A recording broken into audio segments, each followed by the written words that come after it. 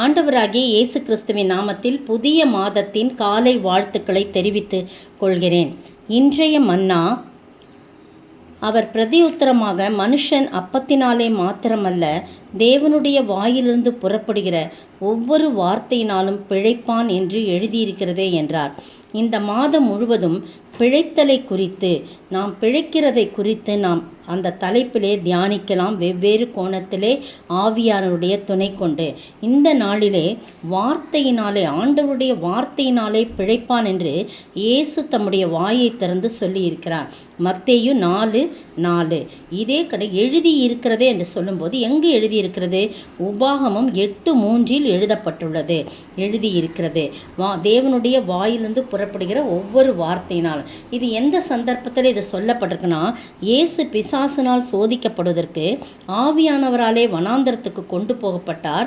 அவர் இரவும் பகலும் 40 நாள் உபவாசமாய் இருந்த பின்பு அவருக்கு பசி உண்டாயிற்று. சரியான சந்தர்ப்பத்தை சோதனைக்காரன், அதாவது பிசாசு பயன்படுத்தி கொண்டான். அவர் பசியோடு இருக்கும்போது அவன் சொல்கிறான், நீர் தேவனுடைய குமாரனே ஆனால் இந்த கல்லுகள் அப்பங்களாகும்படி சொல்லும் என்று சொன்னான்.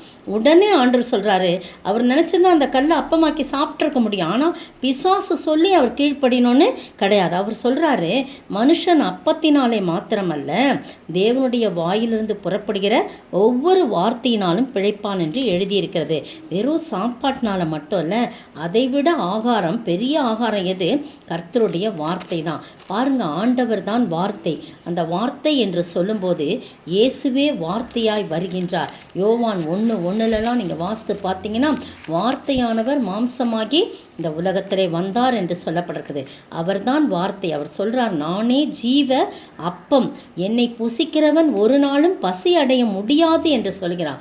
எனவே ஜீவ அப்பமாகிய இயேசுவை நாம் பற்றி கொள்ளும் போது, அவரை நாம் உட்கொள்ளும் பொழுது, அவரோடு இணைந்து வாழும் பொழுது, அவருடைய வார்த்தையை நாம் உட்கொள்ளும் போது நாம் ஒவ்வொரு நாளும் பிழைக்கிறவர்களாய் காணப்படுறோம். எத்தனையோ பேர் இன்றைக்கு மருத்துவமனையிலே மரணத்தோடு போராடி கொண்டிருக்கிற வேளையிலே, மருத்துவர்களுக்கே சில காரியம் புரியாத சூழ்நிலையிலே நம்முடைய கண்கள் எங்கு பார்க்க வேண்டும்? வேதத்தின் வசனங்களை, வாக்கு தத்தங்களை பார்க்க வேண்டும். அந்த வாக்கு தத்தங்களை உரிமை பாராட்டி நம்முடைய ஜீவனுள்ள தேவனாகிய, ஜீவ அப்பமாகிய ஆண்டவர்களை நோக்கி பார்க்க வேண்டும். அவர்கள் கர்த்தரை நோக்கி பார்த்து பிரகாசம் அடைந்தார்கள், அவர்கள் முகங்கள் வெட்கமடையவில்லை என்று சொல்லப்படுது. எனவே அவருடைய வார்த்தையினாலே தான் நாம் பிழைப்போம். நீங்கள் சோதித்து பாருங்கள்.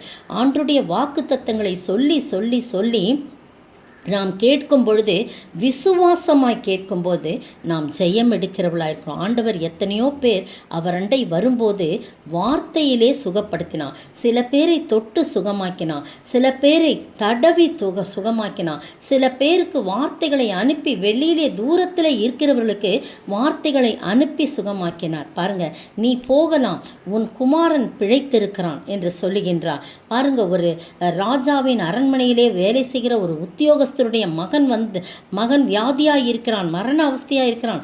ஆண்டவரிடத்தில் வருகின்றான். யோவான் எழுதின சுவிசேஷம் 3ஆம் அதிகாரத்தில் இயேசு செய்த 2வது அற்புதம் என்று சொல்லி போடப்பட்டிருக்கும். அப்படி அவர் கேட்கும்போது, அப்போ ஆண்டவர் சொல்கிறார், நீ போகலாம், உன் மகன் பிழைத்திருக்கான். அப்போ அவன் போயிட்டே இருக்கும்போது வழியில் வேலைக்காரர்கள் வந்து, உன் மகன் பிழைத்து விட்டான் என்று சொல்கிறான். எந்த மணி நேரம் என்று சொல்லும்போது அவர்கள் ஒரு மணி நேரத்தை, நேற்று இத்தனாவது மணி நேரத்துலன்னு சொல்கிறாங்க. அப்போ இயேசு சொன்ன அந்த மணி நேரமும் தன் குமாரன் பிழைத்திருந்த நேரமும் ஒன்று. பார்த்தீங்களா? ஆண்டவருடைய வார்த்தையினாலே பிழைப்பான் என்று எழுதியிருக்கிறது. சாப்பாடு மட்டும் இல்லை, அவருடைய வார்த்தையினாலே பிழைப்பான். இப்படி எத்தனையோ உதாரணங்களை சொல்லிக்கொண்டே போகலாம். நீ பார்வை அடைவாயாக என்று குருடனை பார்த்து சொல்கிறார். உடனே அவன் பார்வை அடைந்தான். எனவே பிரியமானவர்களே, இந்த மாதம் முழுவதும் ஆண்டவருடைய வார்த்தையினாலே நாம் பிழைக்கும்படியாக முதல் நாளை தொடங்கியிருக்கிறோம். ஒவ்வொரு நாளும் எதால பிழைக்கிறோம் என்பதை நாம் தியானித்து பார்க்க ஆண்டவர் உதவி செய்வராக. ஆண்டவருடைய வார்த்தையை வாசிப்போம், அதை தியானிப்போம். அதன் மூலம் நாம் ஜீவனுள்ள தேவனை ஆராதிக்கிறவர்களாய், என்றென்றும் அவரோடு வாழ்கின்றவர்களாய், பிழைக்கின்றவர்களாய், அசைவாடுகின்றவர்களாய் காணப்பட ஆண்டவர் தாமே உதவி செய்வாராக. ஆமீன்.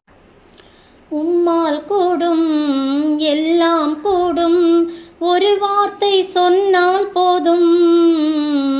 உம்மால் கூடும், எல்லாம் கூடும், ஒரு வார்த்தை சொன்னால் போதும் ஐயா, ஒரு வார்த்தை சொன்னால் போதும் ஐயா, ஒரு வார்த்தை சொன்னால் போதும்.